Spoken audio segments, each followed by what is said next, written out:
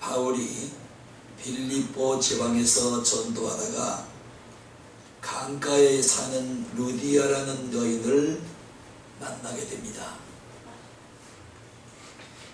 그리고 그녀의 온 집안이 세례를 받고 바울을 자기 집으로 초청을 한 후에 계속해서 자기 집에 머물도록 요청을 합니다. 이게 본문의 줄거리인 것입니다. 여인의 직업은 자줏빛 비단을 파는 자주장사로 다른 가족들보다도 먼저 예수를 믿고 자기 가족 모두를 구원의 길로 인도한 신앙의 사람이었습니다. 루디아는 어떤 여인이었으며 어떤 신앙을 가졌기에 온 가족을 모두 구원의 길로 인도했는지 본문을 통해서 알아보기로 하겠습니다. 첫 번째, 루디아는 부지런히 일을 하는 사람이었습니다. 본문 14절을 보시면 두아디라 성의 자주장사라고 기록을 한 것입니다. 그래서 루디아는 자족감을 팔아서 자주성가를 하게 되었고 큰 돈을 벌게 되었던 것입니다. 이 세상에는 몰이협작, 사기, 횡령, 부정, 축제로 돈을 버는 사람도 꽤 있습니다. 그렇게 번 돈은 쉽게 없어지고 쉽게 내 품을 떠나가고 마는 것입니다. 그러나 부지런히 일하고 금건절약해서 돈을 모으고 본 사람은 절대로 쉽게 망하지 않는 것입니다. 잠언 13장 11절 망령되이 얻은 재물은 줄어가고 손으로 얻은 것은 늘어가느니라고 한 것입니다. 증권회사에서 팀장, 과장, 부장을 20년 동안 했던 사람이 있었는데 어느 분이 그에게 증권 전문가들도 증권에 투자를 하냐고 묻습니다. 대답은 한다였습니다. 그러면 돈을 버느냐고 또 묻습니다. 그의 대답은 증권 전문가라도 90% 이상은 집을 날리고 땅을 날리고 빈털터리가 되기 쉽다는 답변이었습니다.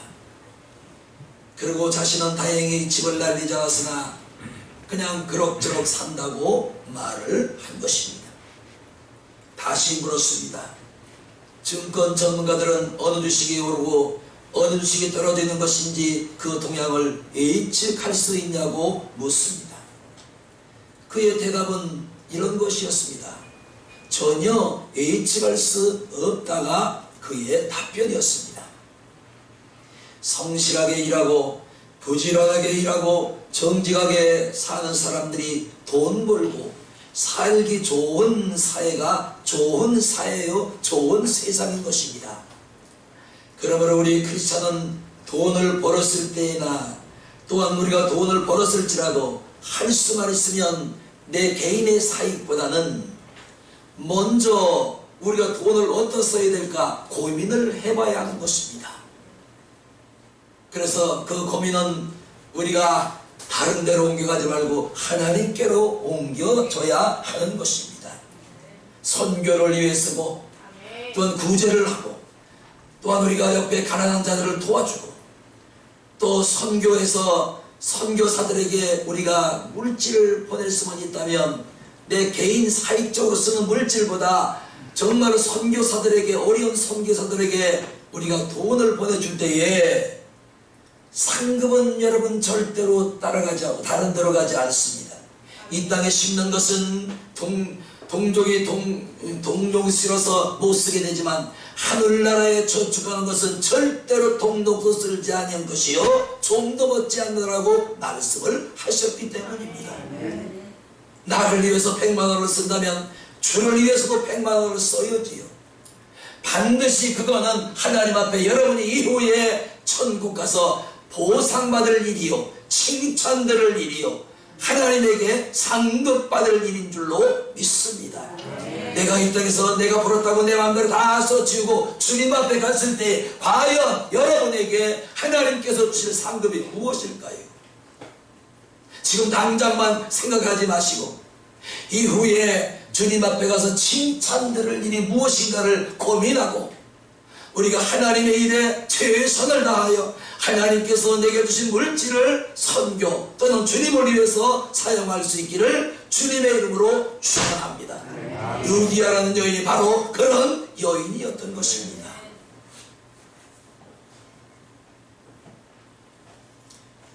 루디아는 이렇게 부지런히 일하고 성실하게 돈을 모아 자두성가를 하였고 그 당시 그 동네에서는 부자로 바울의 선교 사역을 물심양면으로 도왔던 선교사를 도왔던 여인이었습니다. 그러니까 선교사는 아니었지만 선교사였던 바울을 도왔던 루디아도 함께 선교 사역을 한 것이 되는 것입니다. 그러므로 난 여러분이 이런 값진 곳에 하나님 앞에 남는 곳에 여러분 상급받을 곳에 여러분에게 하나님이 상급 주실 곳에 정말로 심을 수 있는 지혜가 있어야 되고 분별력이 있어야 된다. 지금 당장 우리의 삶은 이 땅에 살다 가면은 그것은 끝이 납니다. 그러나 이후에는 끝이 없는 영원한 세계가 우리를 기다리고 있을 뿐인 것이지.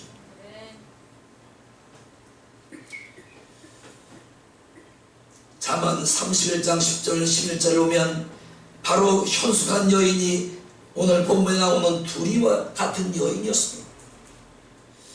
첫째, 남편에게 선을 행하는 여자요. 둘째는 부지런히 일하는 여자요. 셋째는 가난한 사람을 돕는 여자라고 한 것입니다. 자수장사 루디아는 잠언 31장에 말하는 여인 중에 가장 으뜸가는 성숙한 현숙한 여인이었던 것입니다. 잠언 31장 26절 31절 입을 열어 지혜를 베풀며 그 혀로 인의 법을 말하며 그 집안을 보살피고 게을리 얻은 양식은 먹지 아니하며 그 자식은 일어나 살해하며 그 남편은 칭찬하기를 독행이 있는 여자가 많으나 그대로 여러 여자보다 뛰어난다 하였느니라. 고운 것도 거짓되고 아름다운 것도 헛되나 오직 여호와를 경외하는 여자는 칭찬을 받을 것이니라. 그 손의 열매가 그에게 다시 돌아갈 것이라고 말씀을 하신 것입니다. 여러분, 우리가 세상에 심든 하나님 앞에 심든 다시 내게로 돌아올 수 있는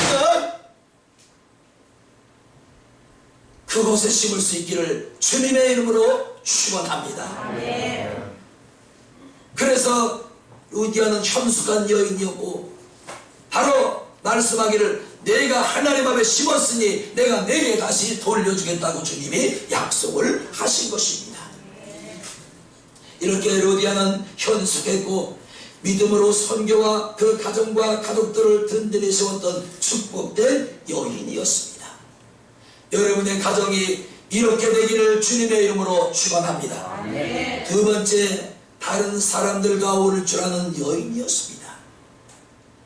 13절 14절을 보시면 안식일에는 예배를 드리고 성경 공부를 하기 위해서 그 동네 여자들이 모이는 자리에 루디아도 함께 참석을 합니다. 그 당시 루디아는 여성 실업가로서 이름을 떨치고 있었으므로 입고 다니는 의상도 아마 부티가 나고 최고의 옷감으로, 옷감 장사니까요, 옷을 해 입었을 것입니다. 확인된 바는 없지만 아마 이런 여인이 하나님께서 마음을 예쁘게 하셨으니 그 얼굴도 얼마나 하나님이 미인으로 만들어 주셨겠습니까? 거기다가 돈도 많았으므로 목에 힘을 주고 거들먹거리며 기분 행사를 하며 살아갈 수 있는 여인이었습니다. 이쯤 되면 시골 여자들을 얕잡아보고 무시하고 잘난 척하며 교만해질 수도 있는 여인이었던 것입니다. 그런데 그녀는 안식일에 성전 건물도 아닌 자기 앞집에 있는 강가에서 바울이 오늘 말씀해 보니 기도차가 있는가 하여 나가 보았더니 강가에 3, 4, 5 여인들이 모여 있는 것입니다. 그곳에서 말씀을 전하고 그곳에서 예배를 드리는데 루디아가 그 자리에 참석을 해서 동네 시골 뛰기 여인들과 함께 앉아서 바울의 전하는 말씀을 청종하고 그리고 예배와 말씀을 듣고 난 후에는 동네 여인들과 또 3, 4, 5 둘러들어서 배운 말씀을 가지고 함께 공부를 한 것입니다. 잘 살든지 못 살든지 학벌이 좋든지 안 좋든지 사는 동네가 구촌이든지 달동네이든지 언제 어디서나 누구와도 함께 어울릴 줄 아는 사람이 성경대로 사는 누디와 같은 사람인 줄로 믿습니다. 잘 살아서 가난한 사람을 무시하는 것도, 못 산다고 왕심을 품고 잘 사는 사람을 늘 증오하며 사는 것도 하나님의 뜻이 아닌 것입니다. 이런 사람이 바로 마태복음 23장 23절에 주님이 말씀하신 의와 인과 신이라는 말씀으로 대변이 되는 것입니다. 주님이 마태복음 23장 23절에 말씀하신 의, 인은 사람과 사람 관계를 너희는 잘 성립하고 관계를 맺어라. 우리 크리스천은 다른 거 없습니다. 우리 예수님 말씀하신 것처럼 내 옆에 사람, 내 옆 사람, 내 주변에 있는 사람들과 관계가 항상 바르게 성립이 되어야 된다. 저 예수 믿는 사람, 아이고 저 교회 나가, 아유 말도 마라. 인색하기 그럴 데 없고 아주 못되기 이럴 데 없어. 복받을 게 뭐가 있니? 내가 교회를 나가고 싶어도 저 사람 때문에 안 나간다. 이거는 주님이 말씀하신 이 의와 인을 벗어나는 사람과 사람 사이의 관계를 잘못 맺고 있는 사람들인 것입니다. 그 다음에 주님이 신이라고 했습니다. 신은 하나님과 나 사이가 관계가 돈독한 것을 말씀을 하는 것입니다. 그러므로 우리 크리스천은 주님 말씀했듯이 너는 사람과 사람 사이를 잘 관계를 성립하고, 아멘, 나와의 관계도 바르게 성립을 하라고 말씀을 하신 것입니다. 하나님과 영적인 관계가 바로 서 있는 사람은 이웃과의 관계를 바르게 정립할 수가 있는 것입니다. 하나님과 나 사이의 관계가 깨진 사람은 이웃과의 관계도 깨뜨려버리고 마는 것입니다. 우리 먼저 하나님과 여러분 관계가 바로 설정이 될 수 있기를 축원합니다.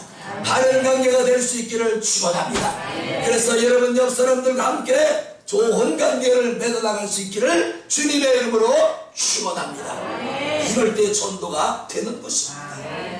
좀 푸세요. 너무 인색하지 마시고.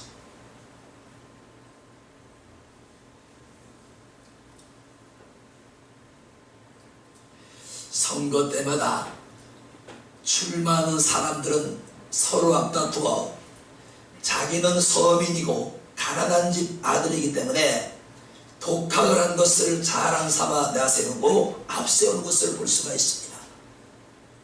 그러나 한 지역을 대표하는 정치인은 그 지역을 구성하고 있는 부유층도 있을 것입니다. 중산층도 있을 것이, 무산층도 있을 것이고, 무식한 층도 있을 것이고, 서민층도 있을 것이고, 사용자, 노용자도 반드시 있을 것입니다. 그러니까 이 동대문구에는 각계각층 사람들이 다 살고 있을 거예요.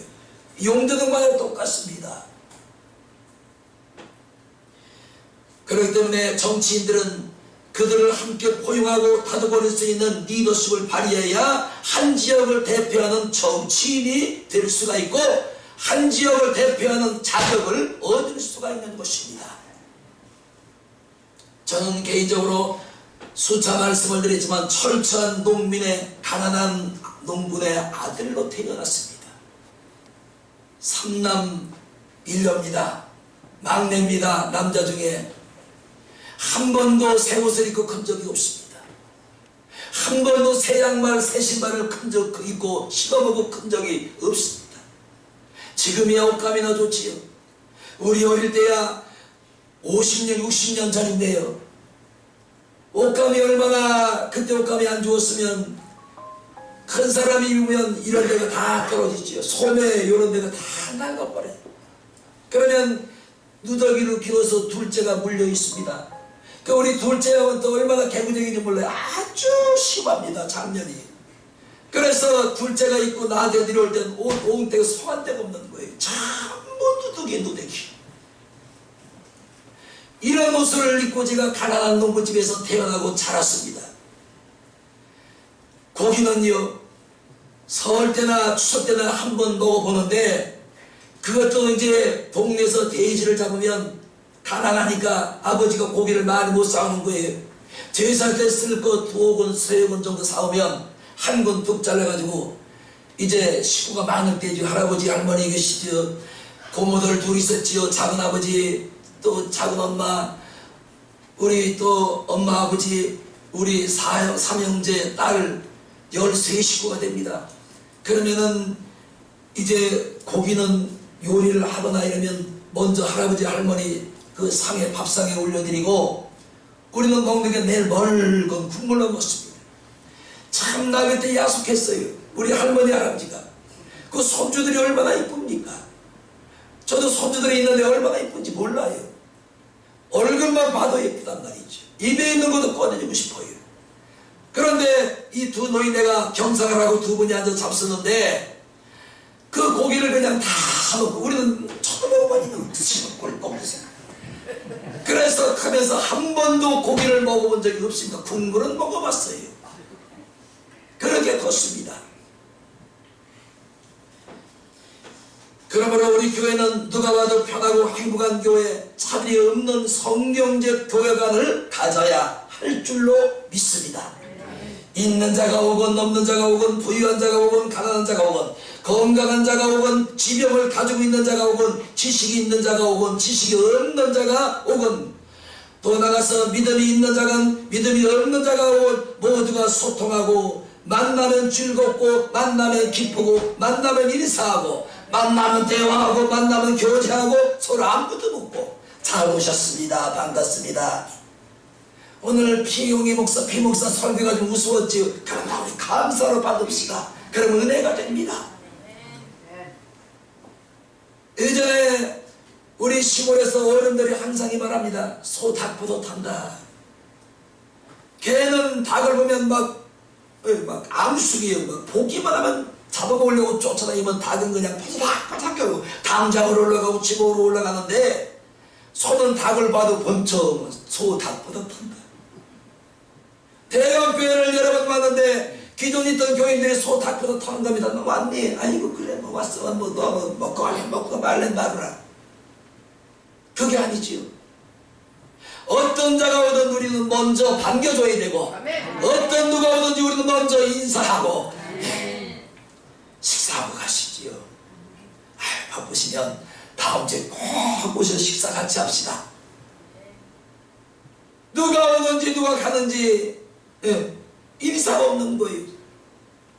이런 교회를 어떻게 누가 정부치고 다니겠습니까?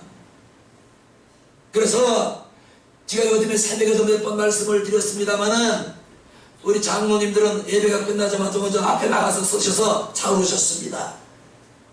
인사하고 맞아주시고, 식당으로 안내해서 같이 식사도 하시고, 그게 바로 우리 장로님들, 안수제님들이 할 일이지. 뭐 하실 거예요? 주일날. 루디아는 모든 교인과 격이 없이 어울릴 줄 아는 사랑스러운 여인이었습니다.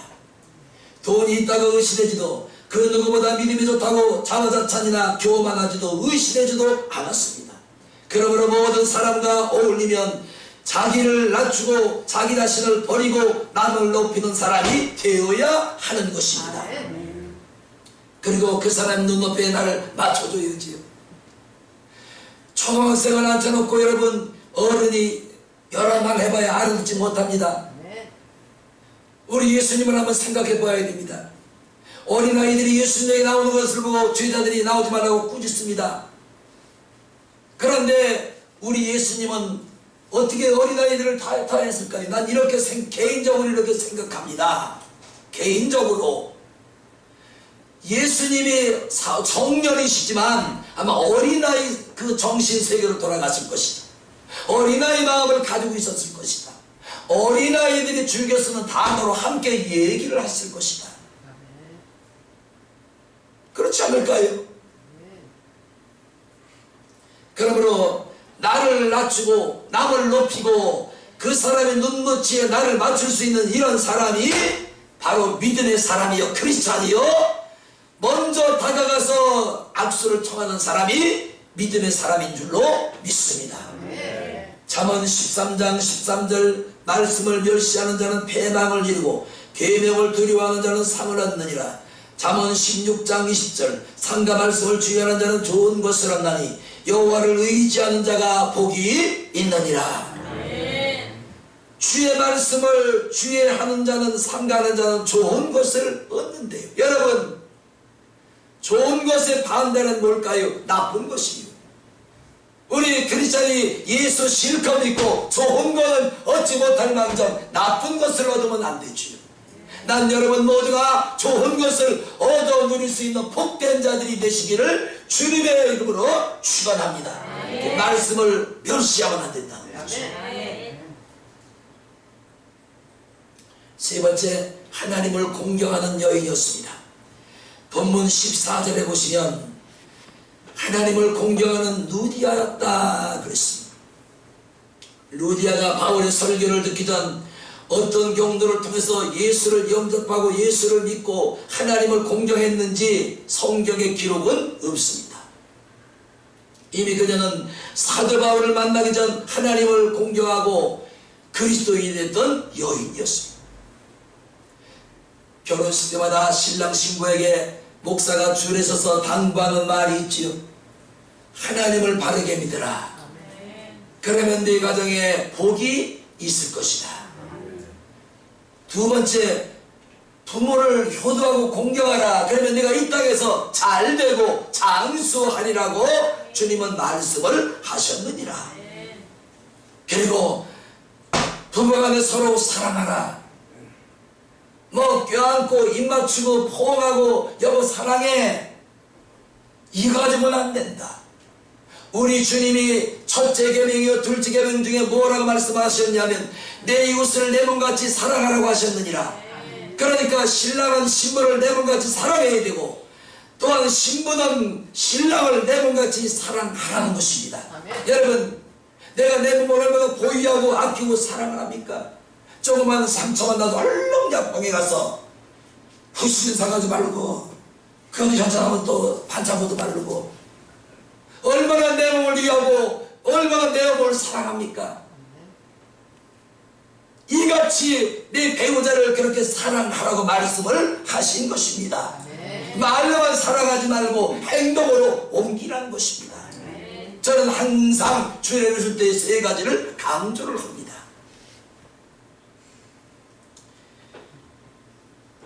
미국은 양명성을 가진 나라입니다. 세계에서 가장 인권이 보장된 나라이면서 이곳저곳에서 인권이 유린되는 나라 역시도 미국입니다. 요즘에 여러분 보셨지요? 우리 LG 현대가 미국 현지에 가서 공장을 새로 짓는데 한국에 있는 기술자들이 가서 공사도 해야 되고 공장도 줘야 되고 기계도 설치해야 되는데 우리 한국 노동자들이 거기 가서 일을 하면서 공장을 짓고 기계를 설치하는데 미국에서 불법 이민자라고 그래가지고 300명 이상을 강제로 잡아다가 이게 무슨 큰 중범죄도 아닌데 수갑을 채우고 쇠사슬로 붙들어매서 웃동은 벌떡 뺏기고 벌거숭이 몸으로 구속을 시키고 추방을 시키는 겁니다. 무슨 죄인이라고요? 이 대통령은 뭐 하는 겁니까? 먼저 가서 몇천 원씩 미국에 가서 퍼주고 왔으면 그렇게 불리한 대우를 받을 때는 한마디 해요. 지금 그게 대통령 아닌가요?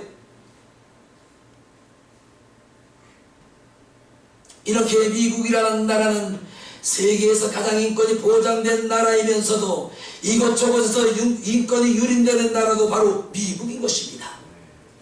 또 전 세계의 가난한 나라를 돕고 지원하지만 자기네 국가의 이익을 위해서는 한치의 양보도 하진 나라가 바로 미국인 것입니다. 그리고 세계에서 제일 기독국가이면서도 범죄와 타락과 마약, 총기 사고가 날마다 하루가 멀다고 일어나는 것도 역시 미국입니다.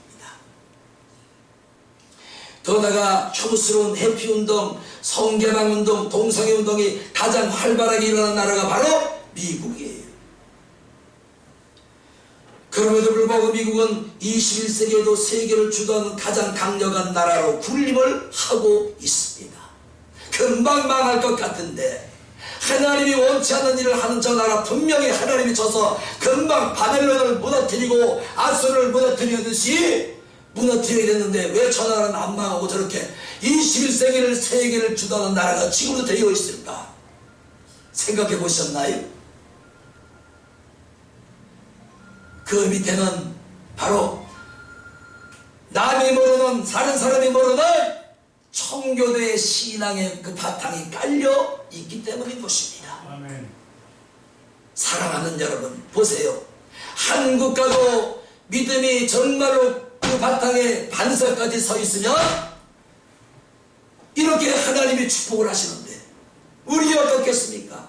그러므로 여러분 믿음이 뭐 그냥 바람에 불면 이리 갔다 저리 흔들리다 칼때같이 왔다 갔다 하는 믿음이 아니라 한 교회를 통해서 한 교회에서 썩어지는 미련이 되고 썩어진 미련을 통해서 혹은 60 혹은 100 혹은 30의 결실을 하나님은 맺게 하시는 것입니다.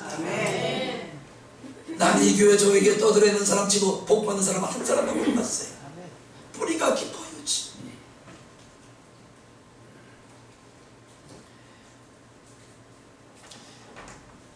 미국은 정치와 군사, 외교, 정보력, 경제 등 모든 면에서 다른 나라에 비해서 월등히 뛰어납니다. 그래서 우리 국민이 꼭 복을 받아야 되고 부러워할 것이 있는데 난 이거를 택하고 싶어요. 말씀드리고 싶어요. 우리 대한민국은 초대 대통령 이승만이 국회의사당에서 대통령 취임할 때 최초로 우리 헌정사 이승만 대통령이 성경에 손을 얹고 선서를 했습니다. 그 끝은 잘못됐지만 어떻게 됐든 간에 그 취지는 얼마나 좋았어요. 그런데 미국은 지금까지 계속 대통령이 취임 선서를 할 때면 꼭 성경에 손을 얹고 선서를 합니다. 온 국민이 보는 앞에서 전 세계 사람이 TV로 그 광경을 지켜보는 그 앞에서 성경에 손을 얹고 선서를 하는 것입니다. 얼마나 보기 좋아요. 믿음의 사람은 그게 이해가 안 갈 거예요. 성경이 뭔데 저기다 손을 얹고 저렇게 한 국가의 대통령이 선서를 할까? 우리 믿음의 사람은 알잖아요. 왜 그러는지. 이렇게 하는 것은 국가가 대통령의 권위보다 살아계신 하나님의 말씀을 사랑하고 성경의 권위를 더 높이기 때문인 것입니다. 아멘. 살아계신 하나님의 말씀이 이 나라보다 위대합니다. 아멘. 살아계신 하나님의 말씀이 대통령의 자리보다 더 높습니다를 인정하는 거예요. 아멘. 인정. 우리나라 대통령이 얼마나 좋아요. 참 그것 좀 배웠으면 좋겠어요. 여러분 나 대통령 좀 시켜줘요. 나도 한번 그렇게 해보게. 우리나라는 대통령 취임할 때 국민을 거명하고 헌법을 들먹이지요. 그러나 그 헌법은 정권 잡고 힘과 권력을 가진 자들이 유리하도록 법형이 모두 만들어졌다는 사실을 알고 있나요? 또 숫자가 편의점에 들어가서 3,000원 배고파서 빵 우유를 훔쳐가서 나왔는데 구속을 시켜서 감옥살이를 시키는 나라가 우리나라입니다. 만약에 정치인들 권력을 가진 국회의원들이 뜻을 했어 봐요. 과연 그럴까요? 법이 평등한가요? 그러니까 우리나라는 대통령이 법이 있어도요 권력 잡은 자들이 모두 다 유리하게 되어 있어. 법령이 그렇게 되어 있습니다. 그러므로 사람 위에 사람이 없고 사람 밑에 사람이 없는 것이지요. 우리 모두는 그리스도 안에서 남자와 여자로 구별하여 만드신 하나님의 권속들입니다. 할렐루야. 아내와 나는 하나님 앞에 같은 인정을 받지만 생김새가 달라요. 나는 여자요, 내 아내는 사모는 그건 여자입니다. 나는 남자요, 여자요. 그러나 하나님 앞에서는 남자 여자가 평등한 것이에요. 그 성평등이 뭡니까? 남자 여자를 구별하지 않고 모두가 다 하나님 앞에 똑같다는 거예요. 그러면 하나님께서 성평등, 지금 이 야권에서 주장하는 성평등을 하나님께서 원하신다면 여자 남자를 왜 구별해서 만드셨겠어요? 남자를 똑같이 만든든지 여자를 똑같이 만들어 놓지 왜 남자와 여자를 구별해서 만드셨습니까? 네, 성평등하는 말을 함부로 쓰면 안 되는 거예요. 남자와 여자를 하나님이 구별하여 만드시고 하나님 만드신 우리 남자와 여자는 하나님 앞에서 똑같다. 동등한 인격이다. 그 양성. 우리는 동성이 아닙니다. 양성. 남자와 여자를 하나님 만드시고 생긴새를 다르게 만드시고 그러나 우리가 남자나 여자나 하나님 앞에 똑같이 쓰면 평등하다. 성평등의 증거 하나님 싫어하세요. 하나님 법이 아니잖아요. 그러므로 하나님을 앞세우고 사랑하며 하나님을 섬기고 공경하는 개인, 가정, 국가는 반드시 번영하게 되어 있습니다. 그리고 복을 받게 되어 있는 것입니다. 세계적으로 기독교 국가의 경쟁력과 아주 보셔봐요. 저쪽에 중동에 살고 있는 해고 국가와 동남아시아의 부처를 믿는 불교 국가 어느 나라가 잘 사는가요? 기독교 국가와 회교도 국가와 불교 국가가 이 세계에는 3대 종교가 지배하고 있습니다. 그런데 어느 종교가 잘 살던가요? 그건 뭘 말해주냐면 하나님은 살아계시다는 말씀이에요. 아멘. 살아계신 하나님은 산 자에게 복을 주시는 것입니다. 아멘. 우린 죽은 자가 아니에요. 살아계신 하나님을 믿는 자이기 때문에 생명이 있는 산 자라. 아멘. 그러므로 우리는 하나님에게 복을 받을 권리가 있고 하나님에게 복을 받아야만 우리는 마땅한 것입니다. 아멘. 왜냐? 우리가 믿는 하나님은 살아계신 축복의 하나님이기 때문에 그렇습니다. 아멘. 그래서 너희는 아브라함의 복을 아브라함께 받을지어다. 우리 아브라함이 받은 복을 아브라함과 함께 받을 수 있기를 예수님의 이름으로 축원합니다. 복이 있는 하나님을 믿으면 복을 받아야지.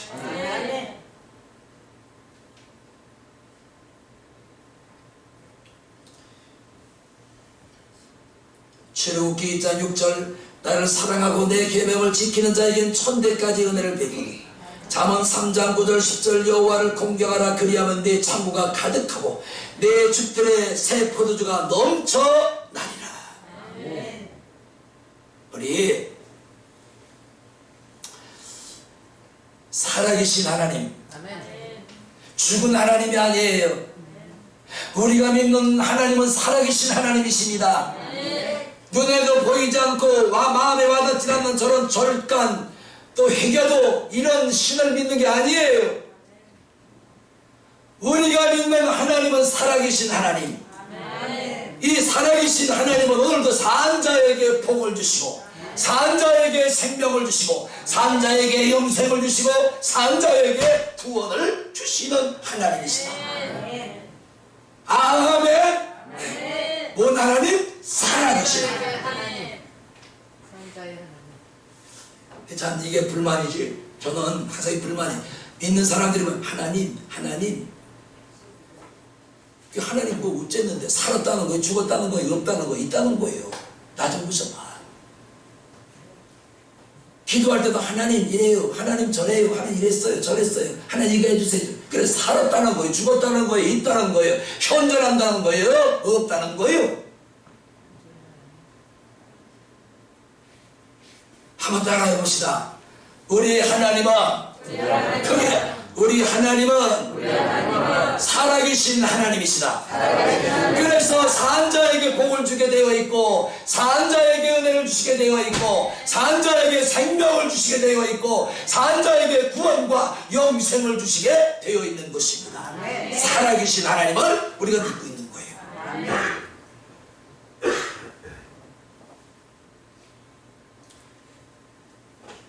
시편 134편은 우상 숭배하는 것을 조롱하고 있잖아요. 우상이 뭐냐? 손이 있으나 일하지 못하고 발이 있으나 일어나 걷지 못하고 입이 있으나 말을 못하고 귀가 있으나 듣지 못하고 눈이 있으나 보지 못하느니라. 이것을 만든 자와 이것을 섬기는 자는 다 그와 같으니라. 바보들이라 이 말이에요. 응? 얼마나 사람이 무지해요. 똑똑하지가 저는 얼마나 똑똑합니까? 그런데 이 똑똑한 사람들이 자기 손으로 우상을 부처덩어리를 만들어 놓고 자기 손으로 만든 부처덩어리 인형 앞에 가서 절하는 겁니다. 간절병이나 다 걸려라.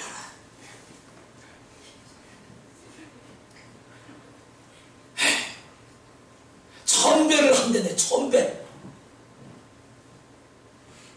그거 무릎이 송할까요? 아니 인형 덩어리 앞에 가서 1000번 절을 하고 10,000번 절을 하고 거기서 울고분들 소원을 빈다고 그게 뭘 알겠어요? 부처덩어리 뭘 알아요? 우리 인간이 똑똑한 것 같지만 미련하게 이를 데 없어요. 지 손으로 만든 인형을 차려놓고 가면서 절하는 거예요. 복 달라고 음식 차려놓고. 우리가 믿는 신은 이런 신이 아닙니다. 눈이 있어도 보지 못하고 귀가 있어도 듣지 못하고 입이 있어도 말하지 못하고 손이 있으나 움직이지 못하고 발이 있어도 걷지 못하는 이런 맹추 같은 인형 덩어리를 믿는 게 아니라 오늘도 살아계시고 산자에게 말씀하시고 산자에게 복을 주시는 살아계신 하나님을 우리가 믿는 것입니다. 루디아라는 여인이 정신이 바로 쓴 여인입니다.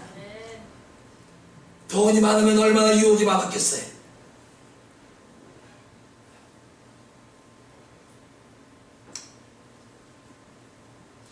그 다음에 14절을 보시기 바랍니다. 루디아가 또 어떤 여인인지. 주께서 그 마음을 열어 바울의 말을 청종하게 하시니라. 말씀을 청종한 것은 바울에 대한 관심이 컸음을 알 수가 있는 대목입니다. 루디아는 바울을 존경하고 신뢰했기 때문에 바울이 전하는 말씀을 청종할 수가 있었습니다. 설교도 같습니다. 설교하는 설교자의 소리를 듣는 것이 아니라 그가 전하는 하나님의 생명의 말씀, 살아있는 말씀, 영생의 말씀, 죄사함의 말씀, 구원의 말씀, 회복의 말씀, 살리는 말씀이에요. 이 말씀으로 들어야지. 아이 저 목회자가 뭐 책 좀 봤구나. 어디서 뭐 공부 좀 했네.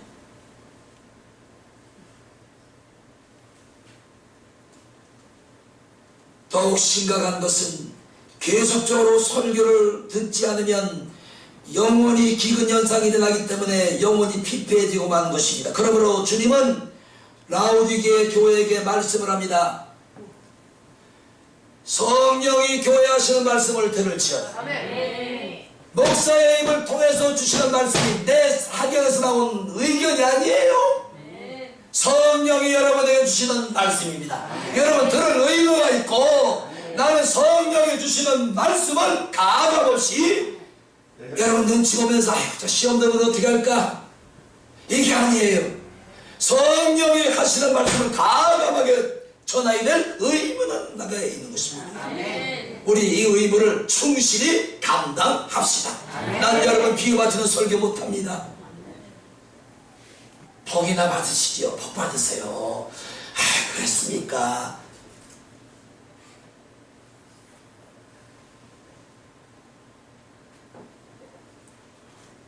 윤리적인 설교, 도덕적인 설교 얼마나 좋은 게 많아요. 자, 그거 듣고 가장 감격하거든 눈물 흘리고 아멘. 생명이 있어야지.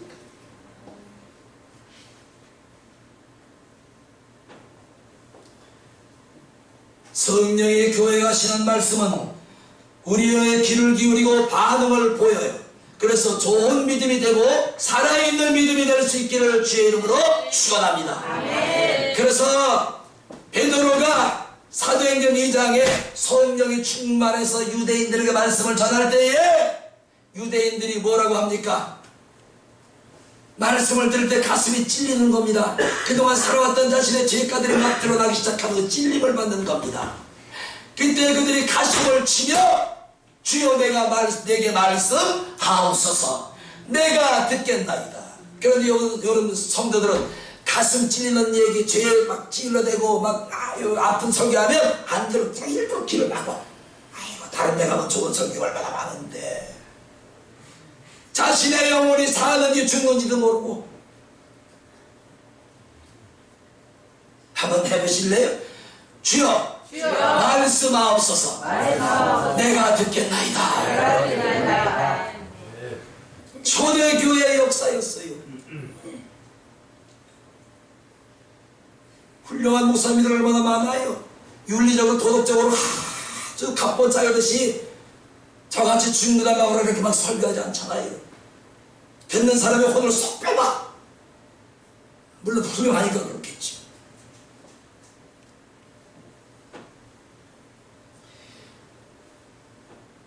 말씀을 청정할 때에 여러분이 영혼이 잘되고 범사가 잘되고 강건한 복을 누리리라 믿습니다.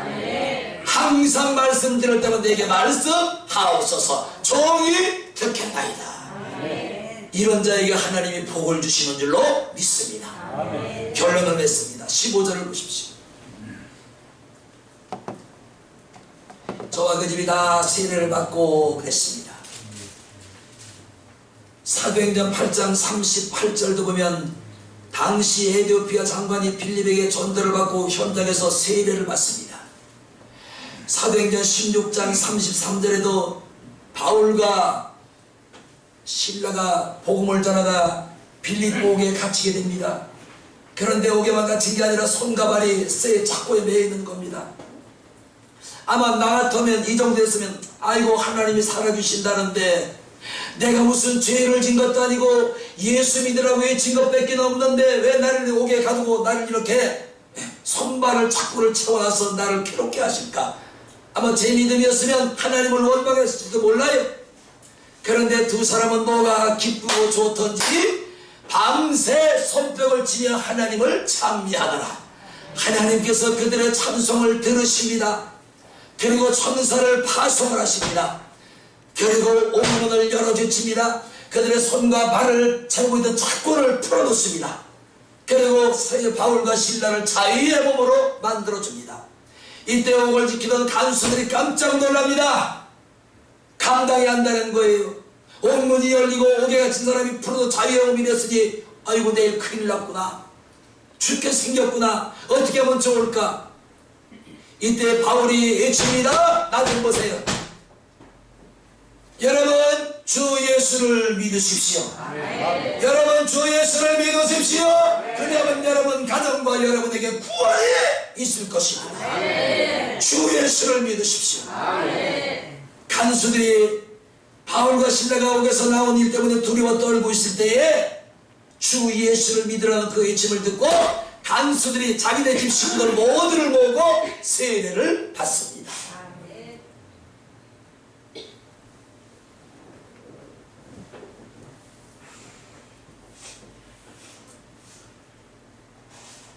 그러므로 예수를 구주로 믿는 사람은 반드시 세례를 받아야 하고, 세례는 죄사함과 하나님의 자녀가 되는 표이며 예수 믿고 영생을 얻는 증거이며 우리 교회의 정식 교인이었던 표시가 바로 세례인 것입니다. 여러분 세례 다 받으셨죠? 미래학자, 연구학자가 글을 썼는데 미래 사회에서 인간은 첫째 신세대형, 미래형 인간형으로 바뀔 것이다. 둘째 가속화되는 변화가 일어날 것이고, 셋째 기술 산업의 혁명이 일어나서 기술 산업 첨단 산업의 사람들이 압살을 당할 것이다. 여러분 어제 어떤 목사님이 저한테 유튜브를 하나 보내주셨어요. 근데 보니까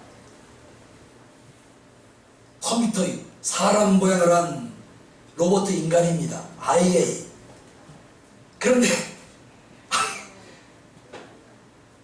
몇월 며칠 날 설교 제목 본문 뭐 하실 겁니까? 들려주십시오 하니까 컴퓨터가 서가지고 본문 읽어주고 설교하는 겁니다. 앞으로 목사가 필요 없게 됐어요.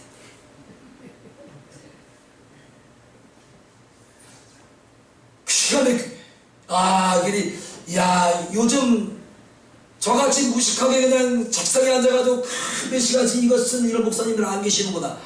그 제 주변에도 보면 웬만한 목사님 다 컴퓨터에서 그냥 쳐가지고 설교 쭉, 오늘 이번 주 이거 해야 되겠다면 그거 보고서 읽어버리는 거예요. 저는 그냥 무식해 체크해야 되는 이걸 못하니까 밤이나 낮이나 교회 앉아가고 이거 쓰는 거예요. 새벽에 해야지, 주일날 해야지. 이렇게 첨단, 최첨단 정부사회가 될 것이며 새로운 우주가 형성될 것이라고 한 것입니다. 여러분, 아무리 세대가 발전하고 최첨단 시대를 인류가 달리고 있을지라도 하나님의 지혜에는 미치지 못해요. 하나님의 지식에는 미치지 못합니다. 그래서 컴퓨터에서 보고한 설교를 듣는 것과 손으로 써가며 영감을 불어넣고 여기 믿음을 불어넣고 영생을 불어넣고 생명을 불어넣은 설교와 듣는 것이 차이가 나는 거예요. 전 무식해서 이걸 못합니다. 이 손가락이 여기가 구부러졌어요. 볼펜을 하루 잡아가지고 꾸역살이 단단하게 박였어요. 이것도 다 주님 앞에 상급 받을 일이죠. 야, 아멘 안 넣어도 돼. 주님 다 알고 계시니까. 너는 헌명에 대해서 이것도 못하고 넌 매일 내가 뭐 책상에서 뭘 그래 쓰냐 썼더라. 주님 앞에 오면 그러실 거예요. 내 수고를 내가 인정하노라.